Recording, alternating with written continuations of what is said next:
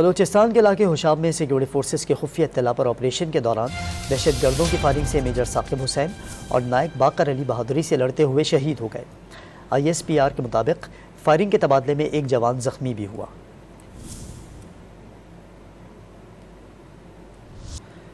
बलूचिस्तान के इलाके हुशाब में सिक्योरिटी फोर्सेस की खुफिया इत्तला पर ऑपरेशन के दौरान दहशत गर्दों की फायरिंग से मेजर साकिब हुसैन और नायक बाकर अली बहादुरी से लड़ते हुए शहीद हो गए। ISPR के मुताबिक फायरिंग के तबादले में एक जवान जख्मी भी हुआ।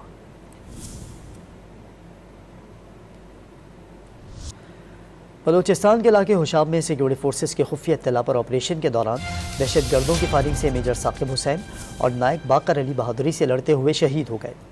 ISPR के मुताबिक फायरिंग के तबादले में एक जवान जख्मी भी हुआ।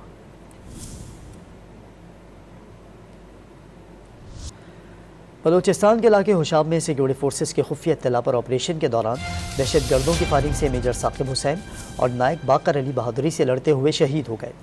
ISPR के मुताबिक फायरिंग के तबादले में एक जवान जख्मी भी हुआ।